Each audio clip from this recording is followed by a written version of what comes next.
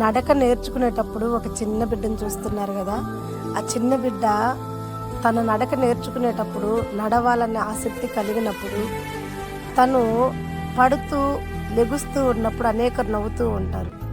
అయితే వాళ్ళందరూ నవ్వారు, వాళ్ళందరూ ఎగతాళి చేస్తున్నారని ఆ చిన్న బిడ్డ తన యొక్క బలాన్ని కోల్పోదు.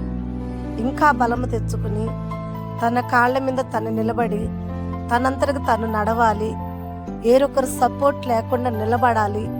ఆ నవ్విన వారందరి ఎదుట కూడా ఆ బిడ్డ పరిగెత్తే రీతిగా నడవాలని తన యొక్క బలమైన నమ్మకాన్ని విడిచిపెట్టకుండా ఆ బిడ్డ ఎలా అయితే తనంతటికి తను ఎన్నిసార్లు పడినా నిలబడి నడుస్తుందో, శ్రమల్లో, కష్టంలో, బాధల్లో, అవమానంలో అనేక సార్లు శత్రువులు మనల్ని పడేసి నవ్వుతూ ఉంటారు. మనం పడిపోయిన ప్రతిసారి వాళ్ళు నవ్వుతూ ఉంటారు.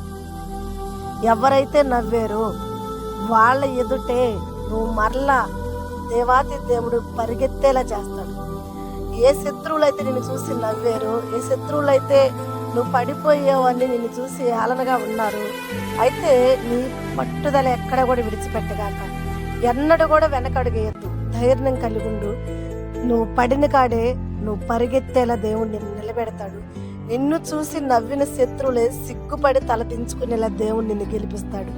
దేవాతి దేవుడు నీకు తోడై ఉండి నిన్ను నడిపించునుగాక. ఆమేన్.